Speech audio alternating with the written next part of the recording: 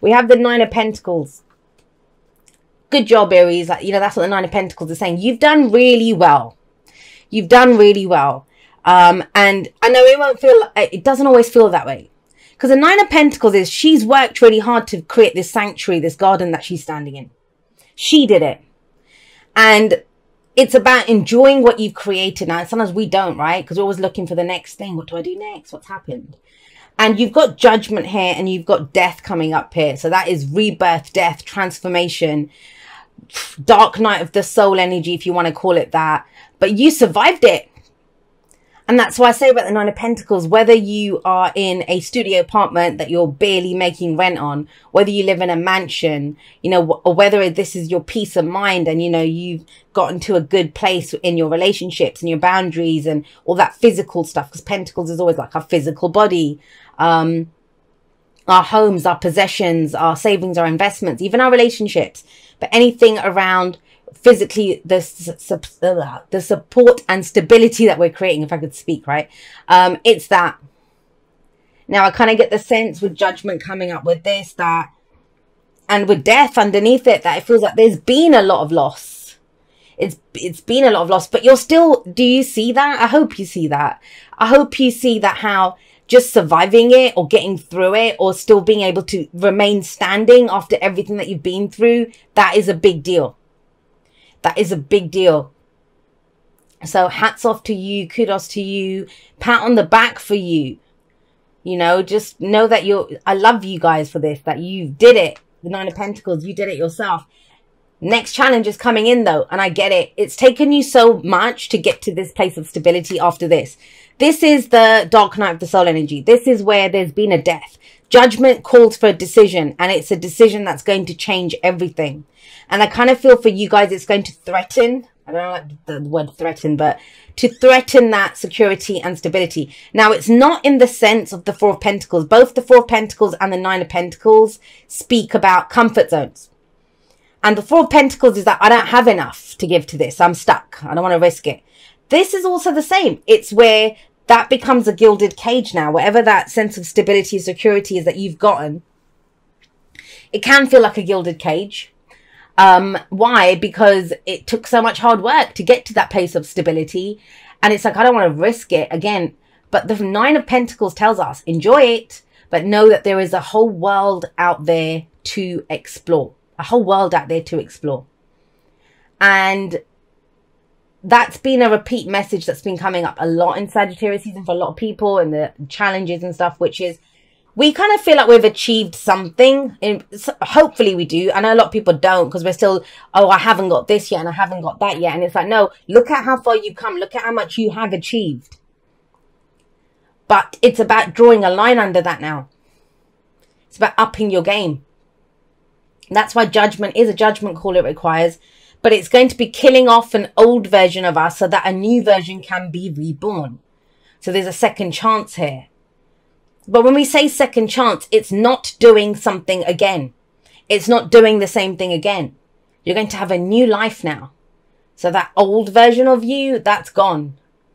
But the thing is, we don't want to leave it, right? Because that was, I get it, because I've been talking a lot about my inner warrior, and you guys are the warriors. I actually just said to a friend, because I had a quick chat with her, and I was like, okay, I need to go now. I'm going to go read for the warriors. And she said, you are a warrior. Even my warrior nature, that comes from Aries. That comes from all the Aries in my chart. The natural warriors.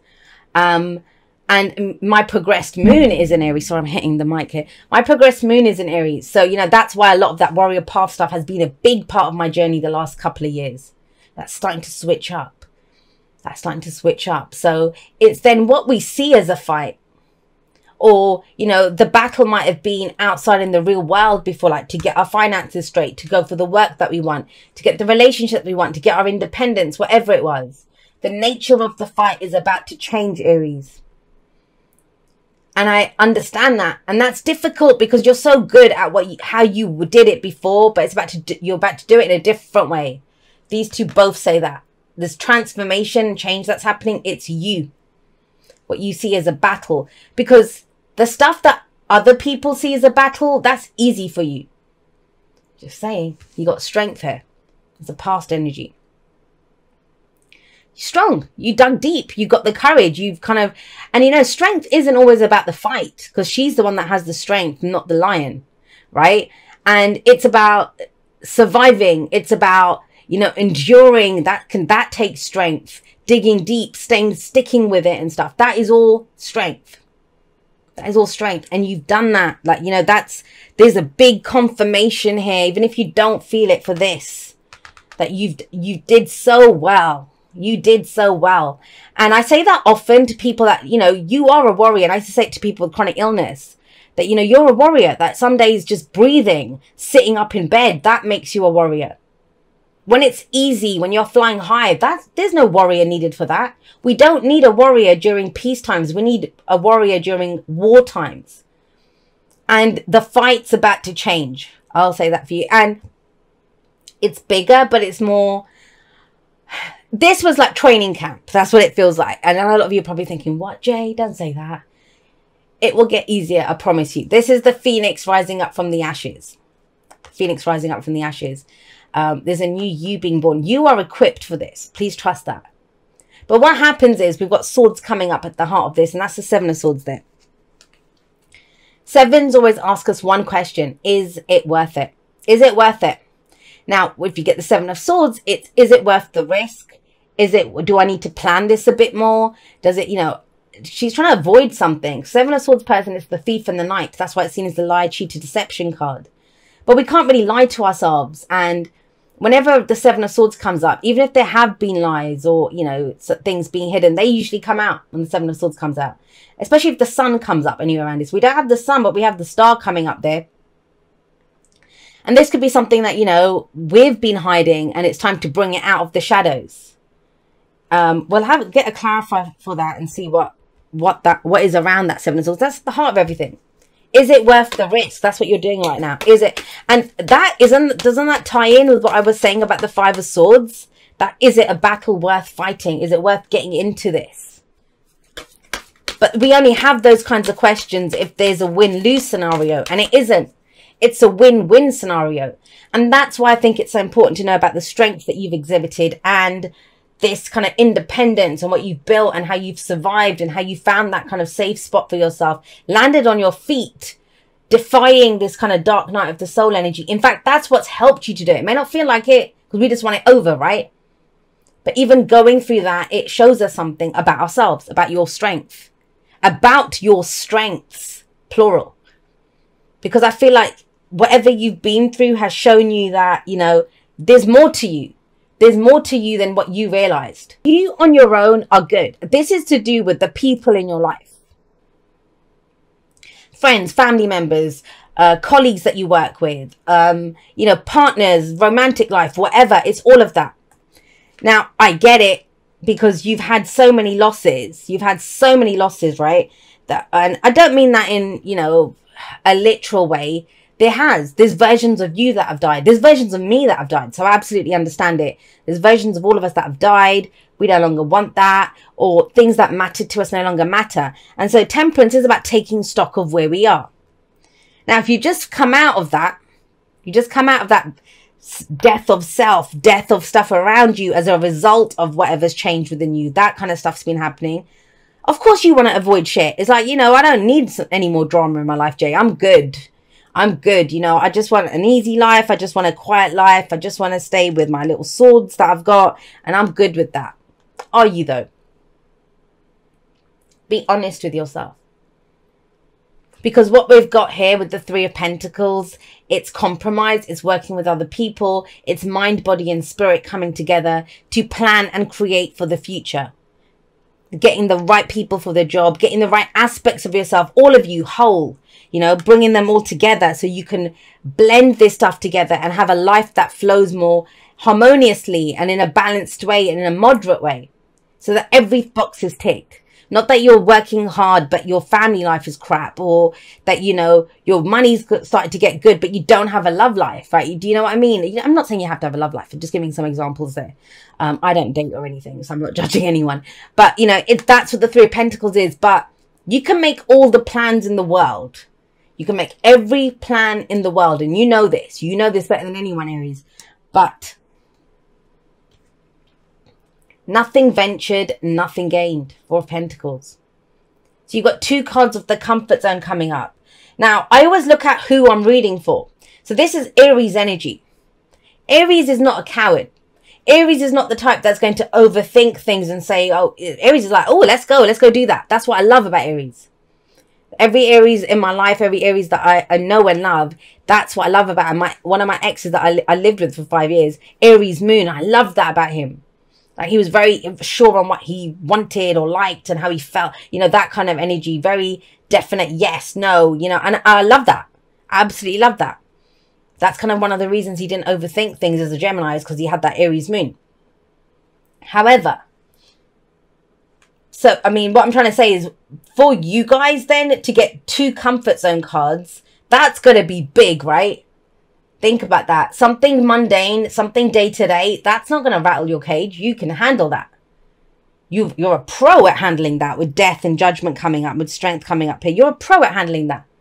So you know it's going to be something juicy and good that way. Aries is saying, I'm just going to grab my swords and run with this. I don't know if I want to do this. Because it's massive. So we keep it in context. I take a magnifying glass of the energies. But and it may be that that's what it is, that you're planning something big, or you know you're going to have to work with people, or you can't pull this off by yourself. There's other people are going to be involved in this. And that's not really your style. Aries is I am. And usually who you are, Nine of Pentacles, is that's good enough. I can do it myself. I can go take care of this.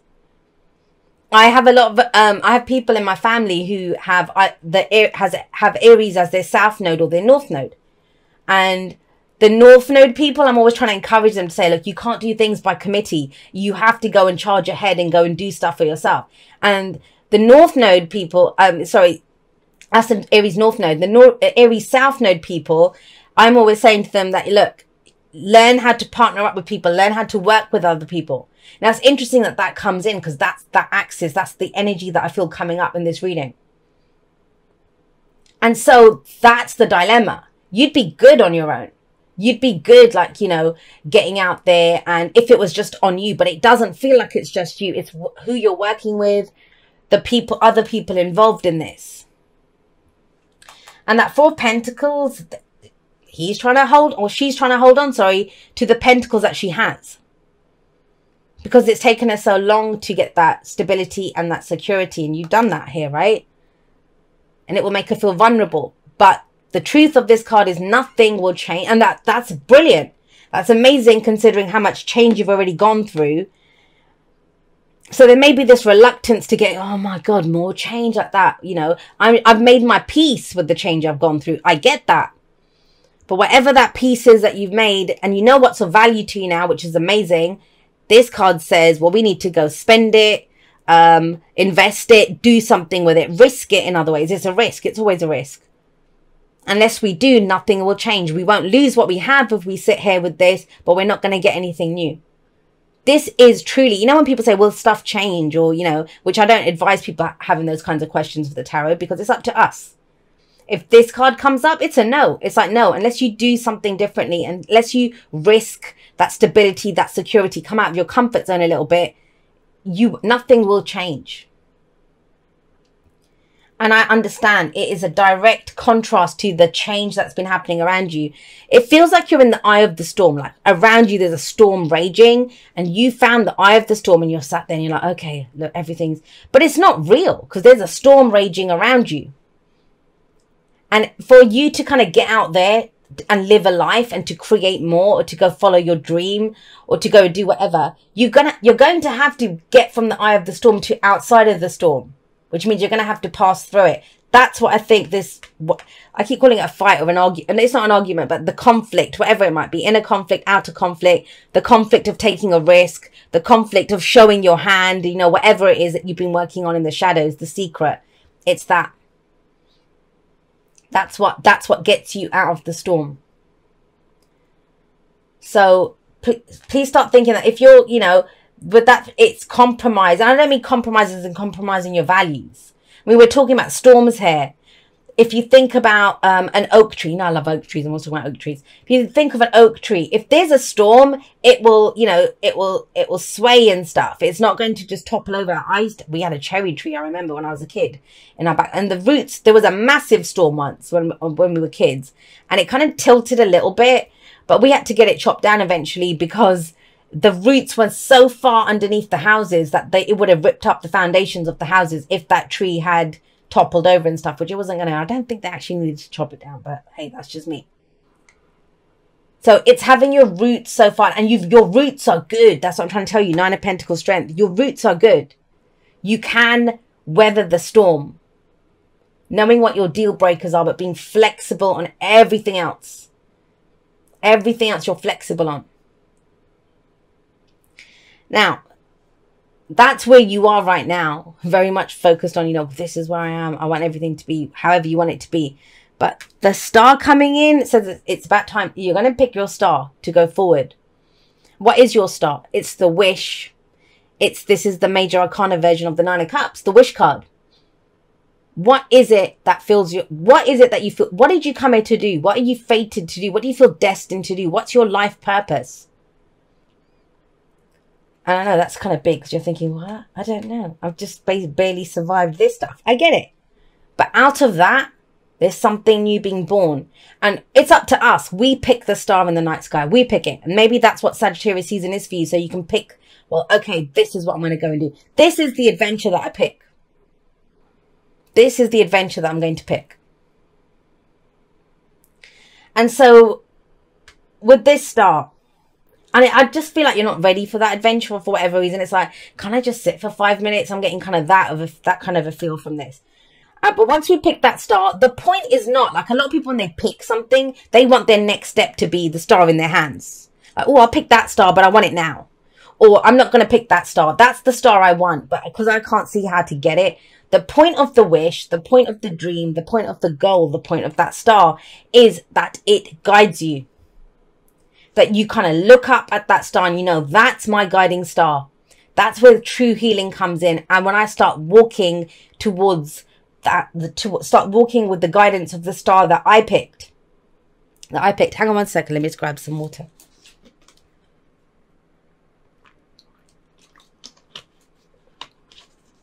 Sorry, I've been talking all day. My throat starts going by the afternoon. It is afternoon now. Okay. I can feel it. I can feel it straight away with that 5 of Swords, the way it flipped out. Let's talk about this first. 2 cards that talk about fate and destiny are these 2, and they're big. 2 major arcana cards. Whatever it is, wherever you are, if you can't see what your fate is, what your destiny is, and I was like, Jay, I don't even know my life purpose. I know I'm kind of stuck and it's okay where I am, but I don't know how to move forward. I don't know how to step into my destiny or into my path, right? It's because when we try to block off and keep safe what we have, we kind of try to keep it safe, right? The boundary. That's what I mean. The boundary can become the comfort zone. We don't even realize it because it once upon a time was an extension of our boundary, but now we're used to it. We're good with that. But when we do that, we not only keep out the bad, we also keep out the good. We also keep out the new. To stay put where we are, holding on to what makes us feel safe, we don't have, how do we move forward from there? And this is massive. Like, this is opportunity coming in, the wheel turning. That's Jupiter. So as a timing card, I've been seeing the Wheel of Fortune a lot. This may be to do with, when Jupiter switches into Capricorn. That's a big effect for you. That's where you get to go forward, your legacy. What is it that I'm here to do? That kind of energy. But you're thinking about it now. You're assessing your experience of life right now. You've heard me say this before. There are 5 major cards of change in the major arcana. They're my big 5 that I call of change. That where everything is changing across the board. Relationships, work, everything changes with those. And they are, well, everyone knows the Tower and the World. So those 2 are 2 of them. But you got the other 3. Judgment, Death, Wheel of Fortune. Massive change. Massive change. And you feel it. And the thing is, right before a change like that, and I don't know if anyone's seen Endgame, Avengers, and I won't give spoilers if you haven't seen it, or just forward it about 30 seconds, a minute, for me talking about it. But there's a scene in it where there's only 3 of them there. I won't say which 3 they are. And, you know, 2 of them are lying broken on the ground. And one of them is like kind of heaving himself up, like, what the hell, like that. And before him, there is an army amassed. There's more and more people showing up. And there's only 3 of them to fight there's thousands that have come before them. And in that moment, that's this. In that moment, that's when it's like, we're screwed. We're screwed, right? Yeah, what the hell? But when you want to keep something safe, that's when you will fight for it as well. Like, what else is this person going to do? He's going to stand up and fight. And one thing I know for sure, because I've been having this kind of a moment in my own life, is that when we feel like that, when we're digging deep, and you've been doing this for a while, when you're digging deep and you're like, okay, doesn't matter. If I go down with this, I'm going down. I'm going down with the ship, but it's my ship and I'm going to stand and defend it. That is when help shows up. But it's when we make that decision to take a stand. And you haven't made that decision to take a stand yet, but you will make that decision to take a stand. That's what you're being encouraged to do. That's the energy that's coming in for you, is this is my bitches and you can't have it. This is what I stand for.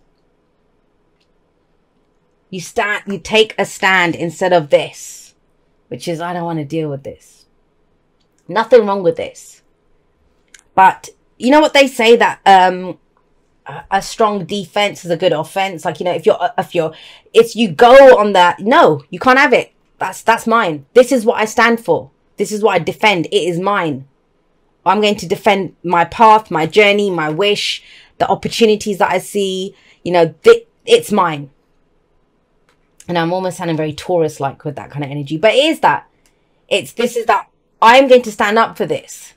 And trust me, in that moment, I know it looks, and it's weird because I'm seeing that kind of endgame scene. I know it looks insurmountable. I know you're like, I just want to go and curl up and just, can I just stay safe here? I'll just stay safe here. You are safe here. Trust me, you are. But that's what gives you that square inch of the earth that you're stood on now to change everything. And it's almost like once you stand up, once you say, look, I'm going to do this.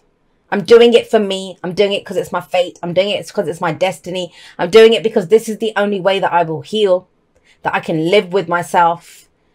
This is how I plan to do it. And you take that stand, everything opens up like that. It has to do with, this is beautiful energy. This is absolutely beautiful energy that comes in for you. We look up. I know you're on the ground, you know, that kind of just trying to not get kicked or whatever, but you stand up and you look up, and that's where you see your star, and you also see how you can do it. And that the time has changed. The time may not have been right before. You needed to get yourself a bit of ground to stand on, but now you have that ground to stand on. And so with the 5 of Swords coming up as the advice, we talked about this a little bit at the beginning. This is very much an energy of, yes, it says pick your battles wisely, but I think you're ready for any fight now. A strong stand is what is needed. And the person in the 7 of Wands, there's nothing to show that they will fail. They have the higher ground. We see her. We don't see the other people holding the wand. All right, my lovelies, those are your messages for this week. No outro this time because I rambled enough in these readings. I love you guys very much. Whatever you get up to in December,